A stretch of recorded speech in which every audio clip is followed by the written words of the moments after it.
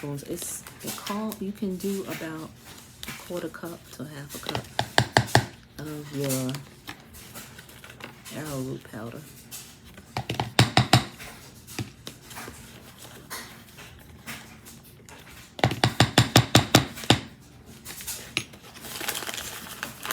Okay, and then if you want baking soda, you can put baking soda. Then you can do your bentonite clay. And as we know, clay is something that you use for purifying, and that kind of helps eliminate the bacteria and the germs and all the toxins. All right, and so for dark hair, you can add activated charcoal. So you can do about a teaspoon of that, which I have the tablets, and I'll open up a couple of tablets and put them in. And this is messy, so be careful because it's black and it kind of. Now sometimes if tablets don't open, you can cut them or chop them with a knife. Anyway, I'll get through that in a minute. And then you can also add 100% cacao. If you have a raw one or an organic one, you can use that as well. But this is 100% unsweetened. You don't want any sugar in your head. So you're going to use that. And so that's what you use for dark hair because, it's brown and black, and you hopefully don't have a whole bunch of white powder in your head.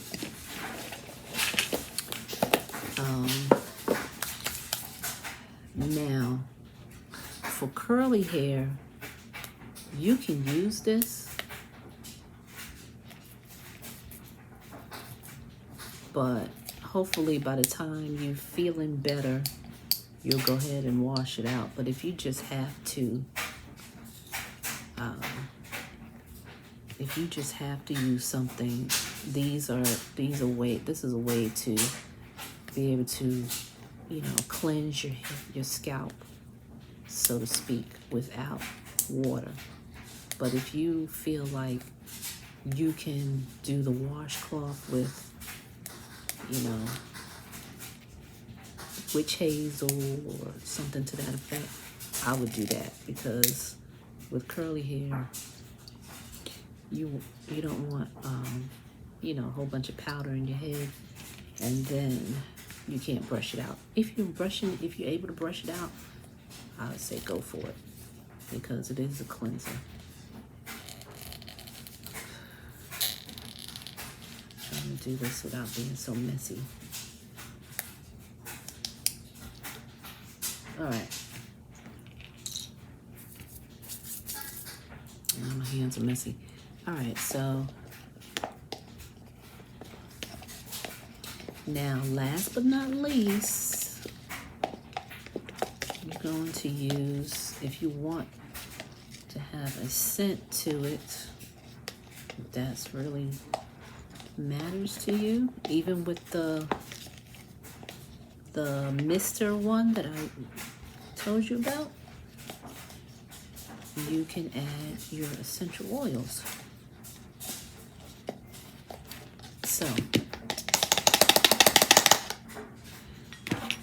So if you like lavender, you can use lavender. If you like, look at me with my hands. Give me a second. Hello, I am back. And what I'm doing, I showed you a picture of oats, rose petals, and chamomile.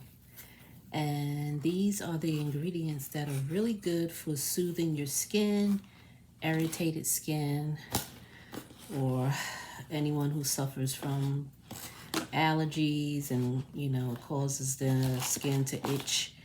Well, I'm going to use the same recipe for a scalp treatment. So what I did was I let the 3 herbs, 3 ingredients steep in some hot water. I didn't boil the herbs, but I just let them steep after I boiled the water. So this is what I'm going to do, and then I'm going to strain it out in a bowl. I have some netting so that way I can strain it. And so that's what I'm going to be doing.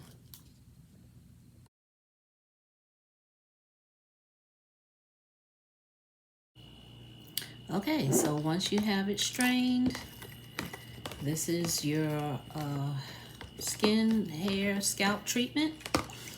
And you're going to store it in a jar and keep it in the refrigerator. Whenever you are ready to use it, you take it out. After you wash your hair, you're going to probably put it in you can put it in a spray bottle, or you can just pour it on over your head and let it sit for about 10-15 minutes and then rinse.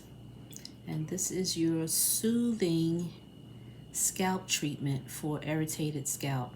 If you need to use it for your skin, you can put it on your skin, or you can use it in the bath.